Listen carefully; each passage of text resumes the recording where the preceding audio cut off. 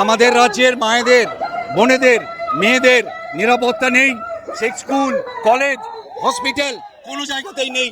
বারে বারে দেখছি আমরা, সে আরজিকর মেডিকেল কলেজের ঘটনার পর আজ প্রায় 11 মাস হতে চললো, কিন্তু আমরা দেখছি এই রাজ্যে ধর্ষকদের যার মনে করছে তারা এটা মুক্তাঞ্চল এই রাজ্যে। তাই আমরা প্রতিবাদে আছি। মানুষকে আরো বেশি বেশি করে প্রতিবাদে থাকতে হবে, যাতে তার মেয়ের নিরাপত্তা আমরা নিজেরা সুনিশ্চিত করতে পারি। আমরা এটা বারে বারেই দেখেছি, ধর্ষকদের সাথে, খুনিদের সাথে এই রাজ্যের যে সংযোগ সেটা বারে বারে প্রকাশিত হচ্ছে। যখন এই দুষ্কৃতীদের পরিচয় বাইরে আসছে তখন তারা তাদের দূরত্ব দেখানোর চেষ্টা করছে। আসলে তাদের মধ্যে অনেকেই এই দুর্নীতির সাথে যুক্ত, এই দুষ্কৃতির সাথে যুক্ত। ফলে আরজিকর মেডিকেল কলেজের ঘটনা প্রতিবাদে সারা রাজ্যের মানুষ রাস্তায় নেমেছিলেন। যদি আজকে এই ল কলেজের ঘটনায় সারা রাজ্যের মানুষ রাস্তায় নামেন, তবেই তাদের টনক নড়বে।